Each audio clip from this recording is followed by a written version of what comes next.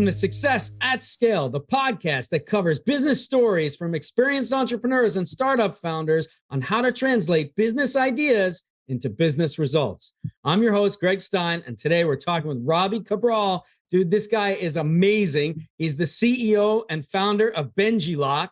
Benjilock has redefined the personal security experience by using fingerprint and hybrid technology padlocks, bike locks, deadbolts, and so many more things to bring protection with the consumer in mind. This is a big deal. This is a cool guy. He's got a great story, and I just love the guy, to be honest with you.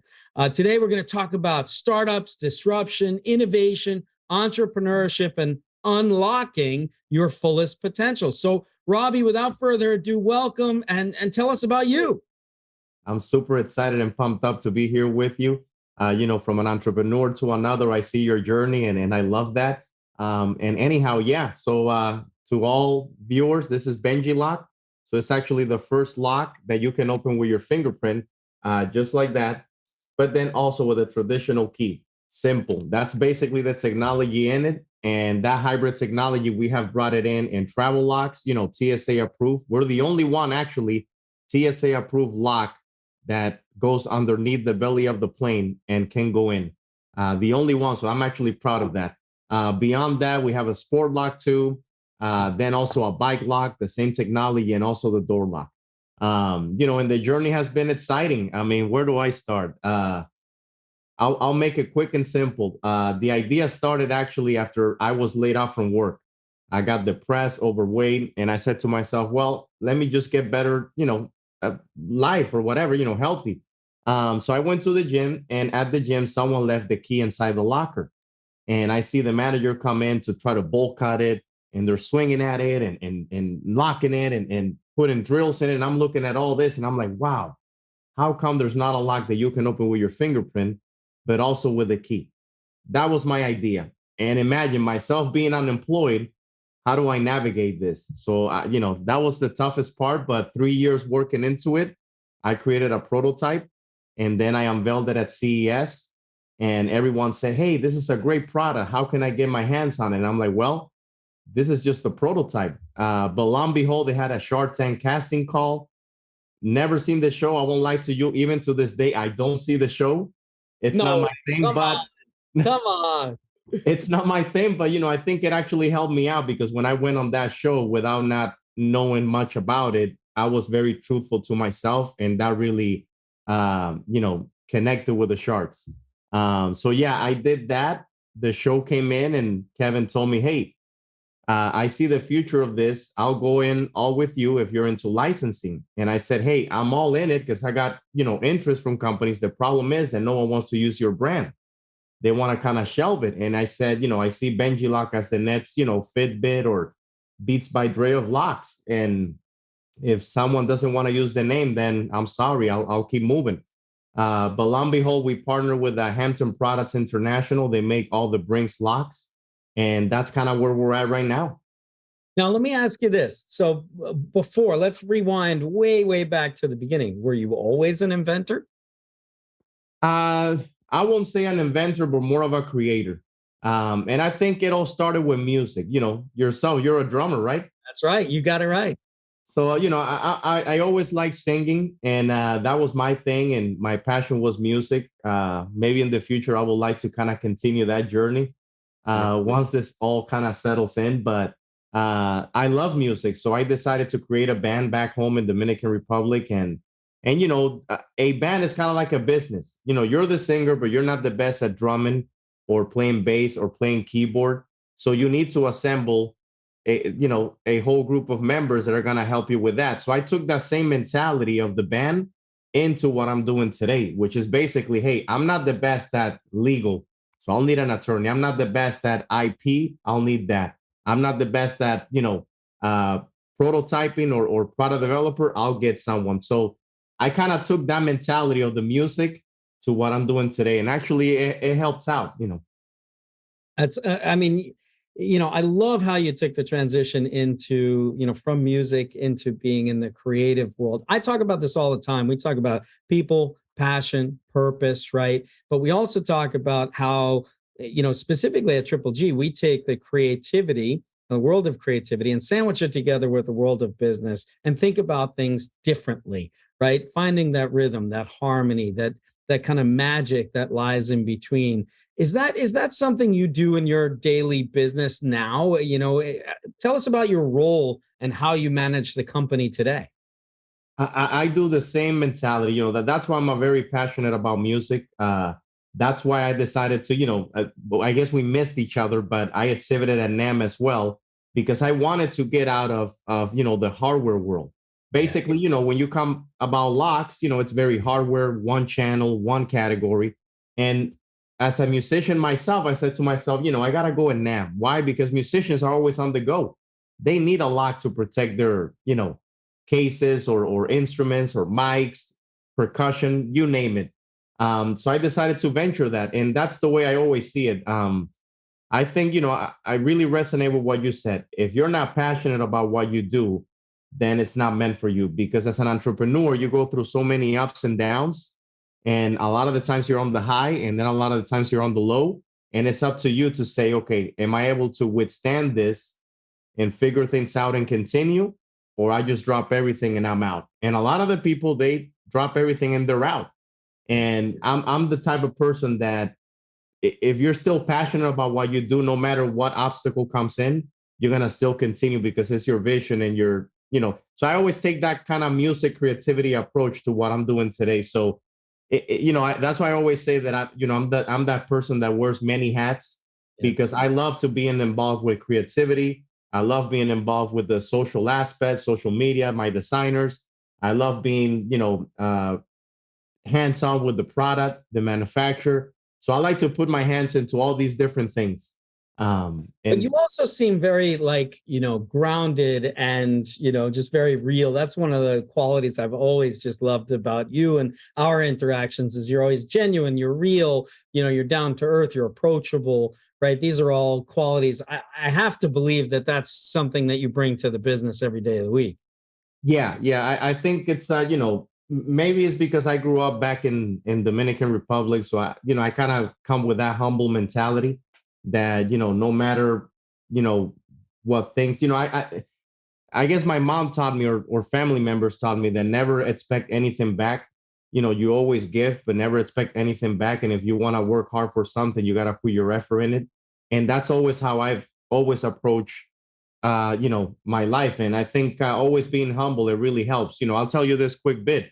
When I came to the US, one of my first jobs were being a housekeeper and, housekeeping and cleaning a lot of stuff that, in hotels and stuff like that. And I learned to deal with everyone from people at the bottom to people to the top. And then when you get to that level, I guess you always treat everyone the same. And that really, it's key in my life.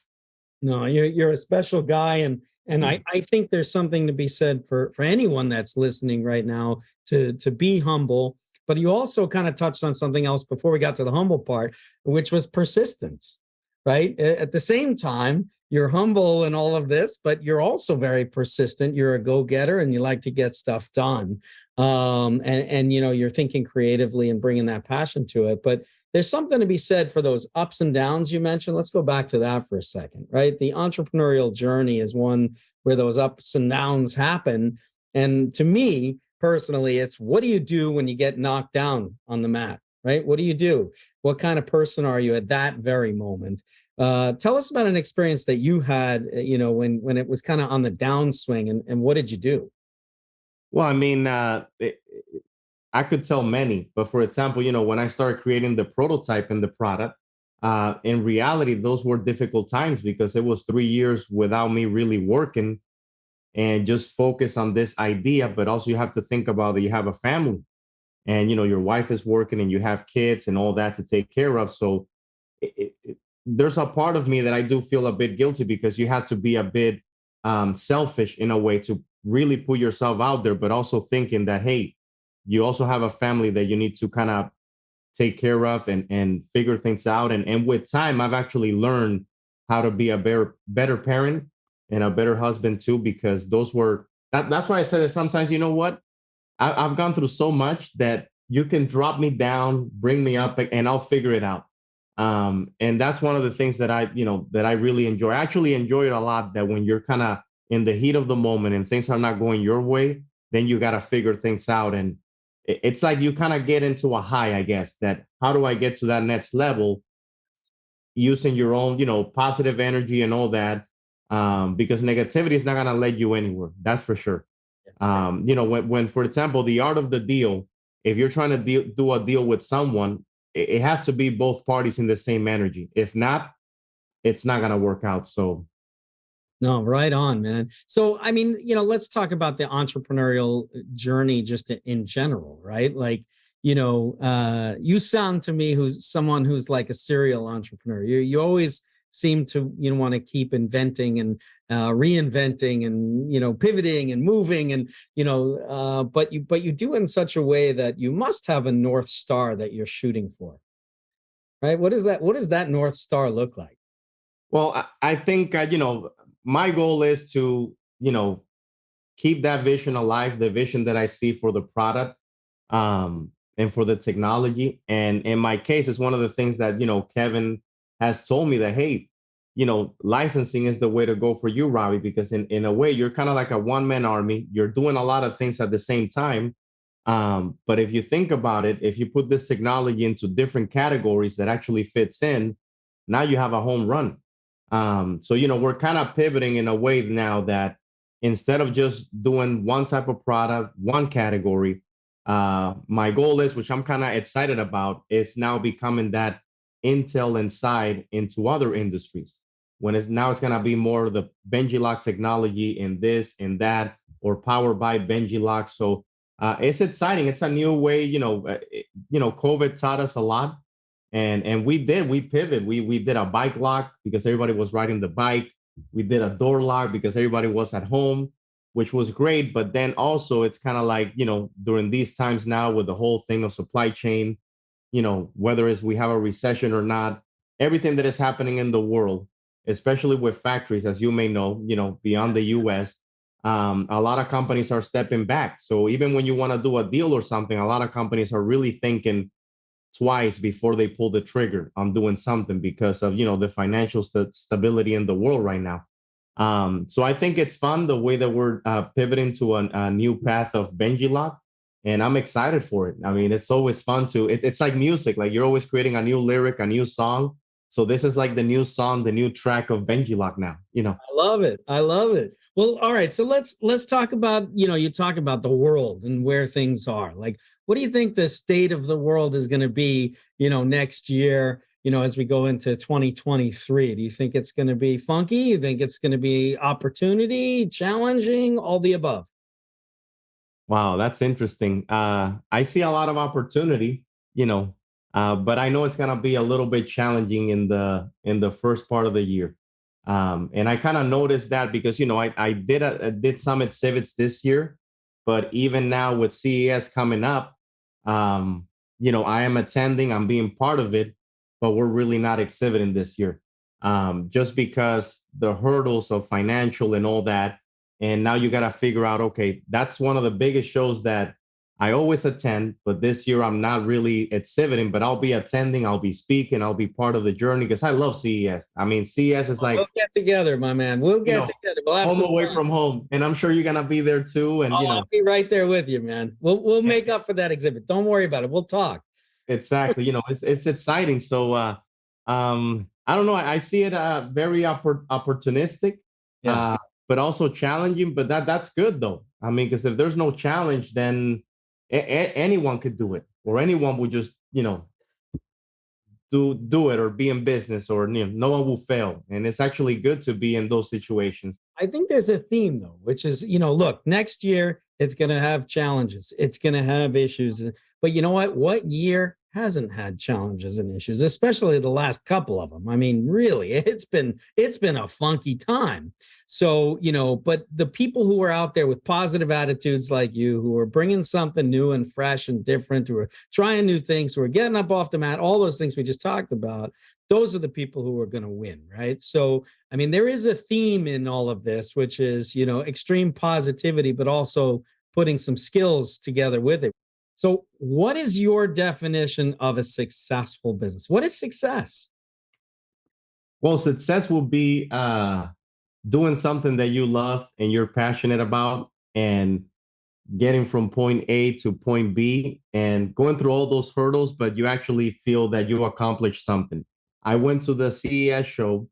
The innovation manager at Ace Hardware, her name was Maya. She came in and she said, "Wow, I want that product. How can I get it?" And I'm like, "Well, I'm not ready yet." But we stayed in touch. We stayed in touch. We stayed in touch. And 3 years into it, that relationship that we managed to do at CES, it actually flourished because then the product went national on all Ace Hardware stores. So that's the beauty of networking. It kind of ties in with the Ace Hardware was that for me, for example, like seeing my kids, kind of seeing where it was when it was a prototype, and literally a prototype that barely worked. And then a couple years later, we go to a local Ace Hardware, and then my kids are like, "Hey, Daddy, there's the Benjilock," and I'm like, "Wow, that's a sense of accomplishment because it actually teaches them that hey, anything you want to do in life, you can do it if you work hard at it. You can make it happen. Don't believe the naysayers and the people that say that you can't do this or you can't do that. It doesn't matter because one thing I've learned is that everyone puts a little bit of passion into something, but a lot of them quit. And my thought has always been I'm kind of old school. So I have a little notebook, and on the daily I write things of what I need to do. And even if I don't accomplish the list of 10 or 15 in the day, every day I accomplish a little bit, I'm getting ahead of many people already. I'm a bit traditional in that way, but it actually helps for me, works for me. I love it. I love it. Let me ask you this. It's not always easy out there, right? And a lot of people have been struggling the last couple of years, even now today. So, like, what kind of practical advice would you have for any of our listeners that are struggling right now? What would you tell them? Yeah, it's one of those things that you have to try to figure out how you can stay lean in a way. The leaner, the better. And I know it's a grind sometimes, but if you actually are able to stay lean, I've always worked from home, so even when COVID hit, it really didn't affect me because I've always worked remotely. I've always worked from home, so it really wasn't an issue for me. Um, but I know that for a lot of people, they had to get adjusted, you know, and for me, I've learned that kind of keep it as lean as you can. And of course, there's investments that you have to do here and there, but if you can keep it as lean as you can, depending on where you're at, it really helps. And again, it is tough because I'll tell you, it is tough if you have your business in a financial struggle that you're dealing with bills and all this stuff on the daily, and you're like, wow, how am I gonna get out of this? But believe it or not, those are the ones that if you figure things out and you get to that next level, then you're gonna look back at those moments. You're like, wow, when I was feeling that everything was kind of shutting down and dying, look where I'm at now. So that's the way I see it. Just gotta keep pushing in a Just positive keep pushing. Yeah, right on, man. Just keep pushing. There's a thread here, man. I'm telling you. All right, so back to you for a second. What's your biggest passion? What drives you? What motivates you? There's a couple things that really I'm passionate about, and it's always uh, kind of giving my own personality and passion to the business because I always get emails once in a while in a week. Hey, I really like what you have built up, and you're an inspiration, and I like your journey and all that. So I really like that because it means a lot to me because I feel like a lot of people can connect with my story, whether you're being laid off from work, worst time of the year and in Christmas time. And then you're thinking, okay, what am I going to do next? And this idea comes in, but then a lot of the times you have, people around you that maybe don't want to support what you're doing, but how do you battle through that? And that's why I'm a believer that, always keep it positive. And, and if negativity comes one way, you just get it in, get it out and keep it, grounded. And one thing that Kevin told me too, he's always told me that, hey, Robbie, always keep it grounded because this is always an up and down, always an up and down. You're on a high, then you go on a low, then you go on a high, then you go on a low. But if you keep yourself grounded, it will pan out later on. It's not an overnight success. It always takes some time. So It's up to you to be persistent. And I think that's what, the whole Shark Tank platform, they like. The sharks, what they really like is that an entrepreneur goes in, and if it doesn't matter the obstacle, if they were able to withstand all these different obstacles and still keep themselves afloat, then they know they have someone that they can rely on. And I think that's what, in my case, they really like about me, that how you overcome, being laid off from work. You didn't raise any money. You did this on your own. I didn't even did an Indiegogo or Kickstarter at the time. I did this all on my own. Amazing. So what that's one of the things that they really like, that, hey, if you were able to withstand that and get to this point, now let's help you up a little bit. Let's see what you can do next. So, and it all goes back to that same message. Never expect anything back. I'm always a giver, and things will work out later on. I love it. I love it. You are an inspiration, my friend. So, all right. So who's your biggest role model? Who do you look up to? Well, I will say personally, I think my mom is one person. And I say it in a way because, growing up back home, from a divorced parent, my dad left when I was like 6 months old. He was never there. So I always saw my mom working, on the stop on the daily to make things happen, to get things on the table for me to go to school and all that. So, part of me feels that, she worked so hard for me to at least advance in life. And I think I always take that, as an inspiration, because I see how our parents work on the daily to bring your family together and all that. And as a single parent, it's difficult. So that really created what I am today, that I'm, try to be very independent, very humble, never expect anything back, just work hard for what for what you want, and things will pan out, and just be patient. Sometimes things just don't happen so quickly when you want it to, but when it does, you'll be like, wow, that was worth it. It was worth that journey. Wow, Robbie. I mean, this is just what a privilege to talk to you today. You have such a great energy. You are grounded, you are humble, and as I said earlier, I think you're the genuine article, not only in your character, but also in everything that you're working on and you've achieved so far. And it sounds to me like you're just getting warmed up, right? Is that fair? Yeah, I think we're just getting started. It's always a journey. And every path teaches you something new, and I'm ready for the new ride. Well, here's to what's next for you, my friend. Let me just ask you one last question. Where can listeners find you online? Probably, through Benjilock.com. We're redesigning a new website coming in, but then on LinkedIn as well. I'm always there. And we have the same, we handle all the social media for the brand and all that. Benjilock, so Twitter, Instagram, Facebook, you name it. But yeah, I can be reached. Amazing. Well, Robbie, thank you so much for taking time out of your busy schedule, especially, ladies and gentlemen, the poor guy just got COVID and he looks great. I mean, you look great, my friend. But anyways, thank you so much for being with us. Hope you feel better and keep doing all the wonderful things you're doing. For anybody that's listening, thank you so much for joining us. What a fun day this was. Please do all that social media good stuff. Like, share, subscribe. We'd love to spread the word of all these great things that are happening here at Triple G with our partners, with our friends. And we hope to see you next time. Until then, peace.